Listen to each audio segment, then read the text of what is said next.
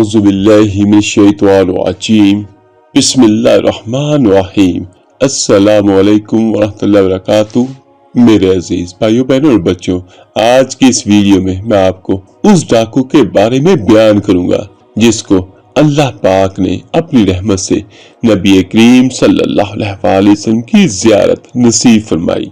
मेरे अजीज भाइयों बहनों और बच्चों, ये वाकया दिल के कानों से सुनने वाला है।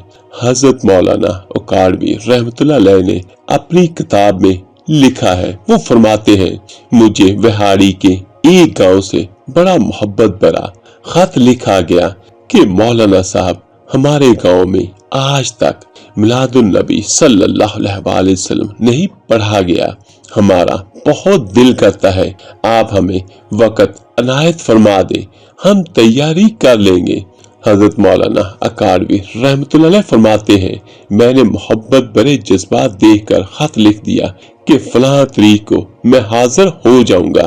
वो कहते हैं, दिए गए वक़्त पर मैं ट्रेन पर से उतरकर और तांगे में बैठकर गांव पहुंच गया तो आगे से मेजबानों ने मुझे हदिया पेश कर दिया और कहने लगे, साथ ही मौलाना साहब आप जा सकते हैं, हम बयान नहीं करवाना चाहते। जब मैंने वजह पूछी तो वो कहने लगे, हमारे गांव में 90% कादियानी है और वो हमें धमकियां देते हैं कि ना तो तुम्हारी इज्जतें, ना माल, ना घर बार महफूज रहेंगे अगर सीरतुन नबी सल्लल्लाहु अलैहि वसल्लम पर बयान करवाया गया। तो वो कहते हैं, मौलाना साहब हम कमजोर हैं, गरीब हैं, तादाद में भी कम है, इसलिए हम नहीं कर सकते।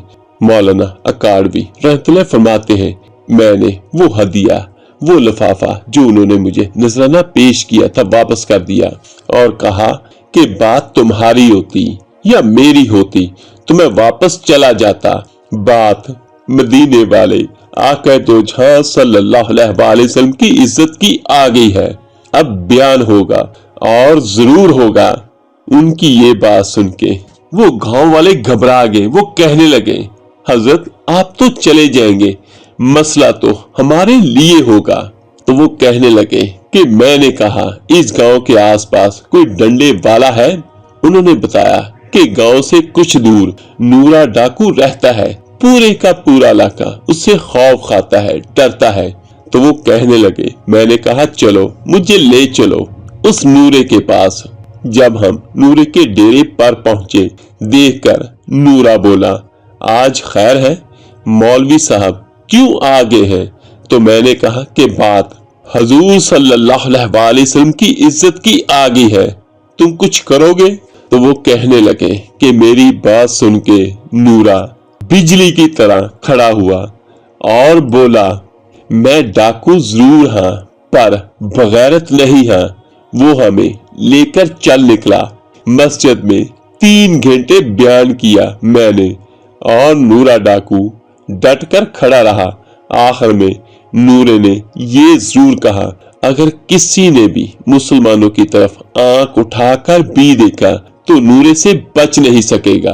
वो कहते हैं कि उसके बाद मैंने वो बयान मुकम्मल किया और मैं वापस उसी तरह ट्रेन में बैठा और अपने घर की जानब लौट आया। कुछ माह गुजरे और मेरे घर पर एक आदमी आया, सर पर अमामा, चेहरे पर सुन्नते रसूल सल्लल्लाहु अलैहि वसल्लम और जुबान पर दुरूद पाक का विर्द। मैंने पूछा कौन हो? वो रो कर बोला, मौलाना मैं नूरा डाकू हूं। जब मैं उस दिन वापस घर को लौटा, जाकर सो गया, आंख लगी ही थी कि नबी करीम सल्लल्लाहु अलैहि वसल्लम की ज़ियारत हुई। वो मेरे ख्वाब में आए, मेरा माथा चूमा और फरमाया, आज तूने मेरी इज्जत पर पहरा दिया है, मैं और मेरा अल्लाह तुम पर खुश है। मेरे अजीज भाइयों, अल्लाह ताला की रहमत तो बहाने ढूंढती है लोगों को बख्शने के, लोगों को अता करने के।